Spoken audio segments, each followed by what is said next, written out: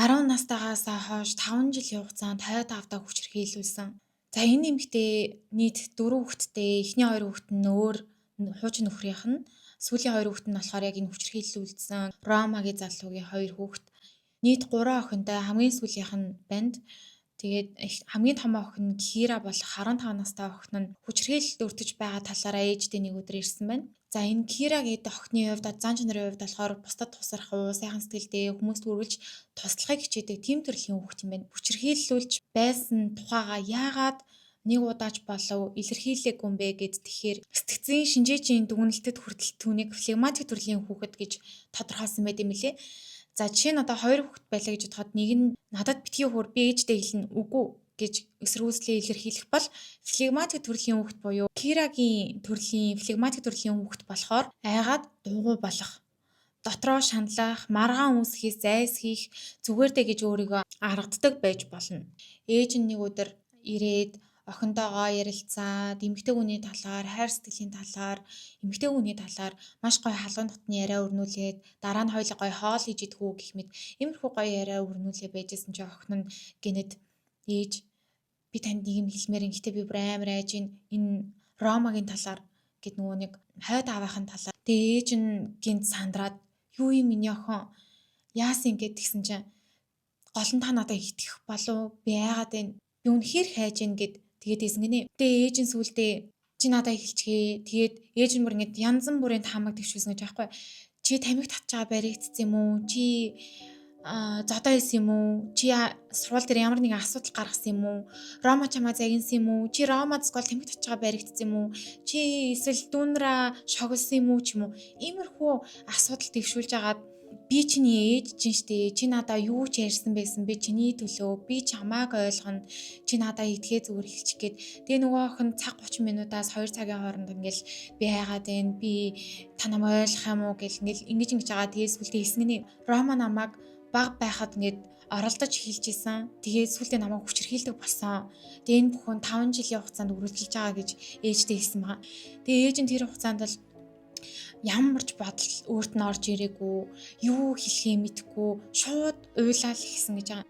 Чи яагаад энэ бүхнийг одоо л хэлж байгаа юм бэ? Чи яагаад хэлээгүй юм бэ? Яагаад энэ талаар юу ч яриаггүй ингээд тэгсэн чинь ээж намайг уучлаарай, миний буруу. Ээж намайг уучлаарай гэж уйлаад исэн гэж байгаа байхгүй юу? Тэгээд ээж нь юу яриад байгаа юм бэ миний охин? Энэ чинь миний буруу. Харин чиний буруу ерөөсөө байхгүй. Энэ Ромаг яах гэж гэртээ оруулж ирвэ? Намайг үнэхээр уучлаарай гэд. Тэгээ ээж нь одоо тухайн үед ямар нэгэн шийдвэр гаргах, ямар нэгэн зөвлөгөө өгөх тийм ерөөсөө бодол тийм сэтгхүү орж ирэхгүй байсан учраас хамгийн түрүүнд хоёлаа эмээрүүгээ ярэ гэж хэлсэн. Тэгсэн чинь охин нь айгаад ээж би эмээгээс айгаад энэ эмээ намайг загнуул яах юм бэ гэх мэт тэгжсэн болол ээж нь үгүй эмээ чинь бас багтаа иймэрхүү хүчирхийлэлд өртөжсэн учраас эмээ чинь хойлонгийн бүр хамгийн сайн ойлгоно ямар шийдвэр гаргах уу яах вэ хөөгээд эмээгээс чинь төрүүлээд асуугээд тэгээ эмээ рүү залгасан чинь эмээ нь за ямар ч хэсэн эрүүл сарвал байна. Тэр нь хамгийн чухал. Тэгээд жирэмсэн болоогүй үсттэй гэж асуусан чи ашгүй азар жирэмсэн болоогүйсэн. Тэгээд хамгийн гол нь одоо цагдаад өргөдөл өгөх хэрэгтэй. Цагдаад өргөдөл гаргахад миний охин хамаг зүйл чинь бүх зүйл чинь үнэн байх хэвээр. Одоо чиний ярьж байгаа зүйл чинь бүгд үнэн бидтэй. Хэрвээ ямар нэгэн худлаа юм ярих юм бол ээж чинь буруу болно шүү гэд тэгэхэд бол бүх зүйл угаасаа үнэн байсан. Тэгээд цагдаад өргөдөл гаргаад жижүүртөө өргөдлөө бичээд өгөхөд бол ямар ч асуудал байгаагүй ээжийн дуудаад өглөө 9 цагаас үдээс хойш 3 хүртэл байцсан. Магадгүй одоо Рома танаа охин хоёр чинь Кира хоёр хайр сэтгэлийн холбоотой байсан юм шүү. Магадгүй Кира өөрөө энэ харилцаанд дуртай байсан юм шүү. Танаа охин ч эсвэл худлаа яриад байгаа юм уу? Та эсвэл худлаа яриад байгаа юм уу гэх мэт иймэрхүү асуулт асууж исэн. За тэгээд дээрээс нь мөрдөн байцаагч бүр хэрвээ энэ хүн суллагдаад гараад ирвэл таныг ч юм уу эсвэл охины чинь алах магадaltaй штэ гэж асууж исэн. За тэгээд мөрдөн байцаалт дуусаад 3 цагаас охины дуудаад мөрдөн байцаагч 3 цагаас эхлээд охиныг байцааж эхэлсэн. За тэгээд гадаа нь нээж нь сууж исэн учраас бүх асуултыг нь сонсч исэн. Тэгээ хамгийн гол нь 3 цагаас байцааж эхлэхдээ хүүхд хүчирхийллийн талаар ингэж асуух гэж байж ямар шим сэтгэл зүйч байхгүй, сэтгэл зүйчгүйгээр мөрдөн байцаалтаа эхэлсэн. За тэгээд бүр маш юм хүнд асуулт асууж исэн тэр хүүхдээс. Чи Роматай хайр сэтгэлийн холбоотой байсан юм шүү. Чи өөрөө энэ харилцаанд дуртай байсан юм шүү. Чиний ээж чи эсвэл чамаа худлаа ир гэж хэлсэн үү? Эсвэл чи худлаа яриад байна уу? Гэх мэт иймэрхүү хүнд асуултыг асуужсэн. Тэгээд та хоёр яаж ингэж батлах юм бэ? Тэ? Одоо энэ Рома чамааг ингэ өвчрхийлжсэн чи баталж чадах юм уу? Ямар ч нотлохоо байхгүй штэ. Гэх мэт одоо хүүхд жишээлбэл одоо тэрий чи маш их зориг гаргаж одоо ингээл хэлж байгаа штэ. Тэгэнгүүт шууд ингээд зориг нь мохоогоол ийм амар асуултаар асуугаал. Тэгээ ямар ч сэтгэл зүйчгүй ийм хүнд асуулт асууж исэн. За тэгээд мөрдөн байцаал 6 цаг гэж дуусаад 3 цагийн хугацаанд охиныг одоо байцааж дуусаад за тэгээд байцаалтаа авч дуусаад энд насанд хүрээгүй хүүхдийн эсрэг бэлгийн хүчирхийллийн хэрэг байна. Би шалгалаа бүх зүйл хүнэн байна гэж хэлсэн. За тэгээд үүний дараагаар сэтгэл зүйч дуудсан, хүүхэд хамгааллын байгууллагад мэдэгдсэн, мөрдөн шалгах ажиллагаа хийсэн. Дараа нь эмэгтэйчүүдийн эмнэлэг рүү дагуулж аваад шинжилгээ өгсөн. Тэгсэн чинь мэдээж Кира онгон байгаагүй. Тэгээ хамгийн аимшигтай гэх юм уу, хамгийн муухай эмэгтэйчүүдийн эмчнүү хүртэл Кирад тэгж хэлсэн гэж аах. Яаж ч нотолж чадахгүй. Юу ч байсан та нар ямар ч нотолж чадахгүй гэж хэлсэн байгаа. Хүүхэд тэгэж их зориг гаргаад бүх юмаа илчлээд ингээд байж хат цагдаанч тэр эмчинч тэр ямар сэтгэл зүйчгүй бас зөвхөн манай усад биш иймэрхүү юм Оросд ч гэсэндээ тохиолддог юм байна. За тэгээ хамгийн түрүүнд энэ эмэгтэй 3 охиндоо гэж хэлжсэн шүү дээ. Тэгээд ямар ч айгаад яг Кирагийн дараагийн охин болохоор 2 настай охиноосоо очоод хамгийн түрүүнд асуусан. Чамд Рома ямар нэгэн гомдохоор зүйл хийсэн үү? Чамд ингээд зохисгүй үйлдэл хийсэн үү гэд асуусан чинь Рома намайг 11 настайгаас хойш шал өөр харьцаж ихсэн. Надаа ингээд хурж болохгүй газар хүрээд исэн гэх мэт иймэрхүү хариулт хэлсэн. Тэгээд магадгүй хэрвээ Кира энэ бүх зүйлийг илчлээгүй бол дараагийн 12 настай охинд нь ч гэсэндээ ийм зүйл тохиолдох магадaltaй байсан байна. Рома хинд илүү хамгийн сайн бэ гэд тэгсэн чинь мэдээж Кирад ч тий. Киратай дандаа нэг өрөөнд ороод хаалгаа агаал хүүхэлтэй кино дандаа үздэг. Дандаа дотн хойлохнаа ингээд юм ярьдаг, хаалга байнга хаагаад хойлохнаа цог байдаг гэж хариулсан байгаа. За ямар ч гэсэн тэгээд мөрдөн байцаалт бүгд явагдаа. Тэгээ эцсийн мөчид бол мэдээж Ромаг бол буруутаг тогтоосон. Гэхдээ охин 11 настайгаас хойш хүчирхийлсэн гэдгийг нь бол хүлээн зөвшөөрөхгүй байсан. Яагаад тэгэхээр 12 нас хүрээгүй хүүхдийг хүчирхийлэх нь хамгийн хүнд гэмт хэрэг тооцогддог учраас энийг Рома мэдчихсэн учраас ерөөсөө хүлээн зөвшөөрөхгүй байсан. Яа хизээ танилцчихсэн бэ? Яаж танилцчихсэн бэ гэдгсэн чинь ихчтэй найзууд байсан. Ихчтэй найзууд байсан учраас гэртэнд очисон чинь Рома байжсэн. Рома 20 настай, аав ээжтэйгээ цуг амьдардаг. Зан төлөвийн хувьд болохоор ээлдэг, даруй хүндэлдэг.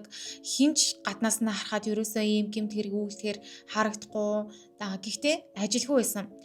Тэгээд энэ эмэгтэй хувьд болохоор ерөөсөө хайр сэтгэлийн холбоотой нэг байгаагүй, анхаарад ч юм уу шууд дуурлаагүй, зүгээр л тэр хүн ингэж бодсон. Хэрвээ надтай амьдрах юм бол одоо ганц би эмэгтэй хүн байгаа штэ. Тэгээд 2 хүүхэдтэй, тэгээд хүүхдийг харах одоо няны антраа авахд үнэтэй санагдчихсэн учраас тэр залуудаас суугаад тэгээд 2 хүүхдийг гаргасан. Тэгээд гэр бүл бас нэмэртэй эрэгтэй хүний нөмөр нөөлийг хэрэгтэй гэж бодсны үндсэн дээр тэр залуудаа нийлсэн байгаа. За тэр залуу болохоор одоо яг цэргийн албан хаагч юм билээ. Тэгээ цэргийн албан хаахаар явсны дараагаар энэ охин зоригтойгоор ингэж ээжтэй үннийг хэлсэн байгаа. Одоо Монголын одоо сэтгцийн эрүүл мэндийн төв дээр ч гэсэндээ би очиж хэдэн жилийн өмнө ярилцлага авч яхад 60-70% нь ойр дотны хүн хүчирхийлсэн байдаг гэж байгаа байхгүй юу? Төрсөн аав нь хүртэл хүчирхийлжсэн юм аимшигтай хэрэг Монгол ч гэсэндээ гарч исэн. Кирагийн байцаалт өгсөн тэмдэглэл дээр болохоор нэг удаа хүчирхийлж байхдаа чам таалагдж гин үү? Үнэхээр таалагдж гин үү гэж байн асуусан байгаа. Тэгээд Кира болохоор үгүй гэж хариулсан. Тэг ямар ч Рома шоронд орсон. Шүүхийн шийдвэр яг тодорхой гарааг байгаа. Тэг ямар ч 12-оос 20 жилийн ял өгнө гэж Ромад хэлсэн байгаа. Шоронд байхдаа нөгөө нэг энийгч рүү захаа бичгтээ надад 12-оос 20 жилийн ял өгнө гэсэн хүн алсан хүмүүс хүртэл бага ял өгдөг штэ гэж захаан дээр бичсэн гэж байгаа байхгүй юу. Тэгэхээр тэр хүн ерөөсөө ингэж муу зүйл хийсэн, буруугаа мэдрэхгүй, буруугаа хүлээн зөвшөөрөхгүй байгаа нь бол энэ захаан дээрээс харагдаж байгаа. Тэгээд нэг танил нь болохоор энэ хэргийнхэн талаар сонсоод бүр ерөөсөө итгэхгүйсэн ч яахгүй. За битгий худлаа хэлээд Рома ерөөсөө тийх хүн биш. Хүмүүсийн нүдэн дээр тэр хүн ямар ч хоргүй цагаан цаас шиг харагддаг хүн байгаа байхгүй.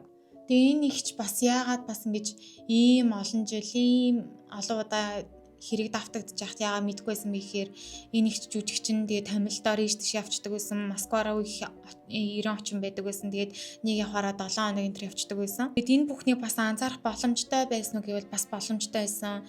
Тэгээд энэ ээж нь бас жижиг сажиг юм анхаарах хэрэгтэй байсан. Тэр охин анх бол ингээл айгуу палааж ингээл хөб хүмүүс айгуу дуртай байдаг байсан.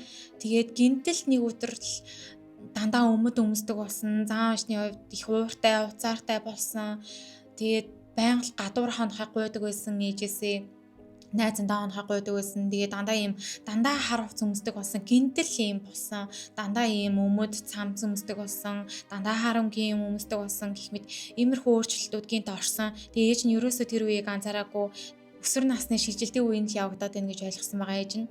Кира бол одоо сэтгэл зүйчтэй уулзж байгаа, сэтгэл зүйн зөвлөгөө авч байгаа. Тэгээд яг сэтгэл зүйчтэй уулзсан өдрөө бол гайгүй байгаа ернээсээ тэгээ бусад өдрөө болохоор айгүй бас ууртай, уцаартай. Тэгээд ээжтэй байнга ууралдаг, та намайг анзаараагүй, та надтай цуг байгаагүй, та намайг анзааран гин үлдээдэг байсан.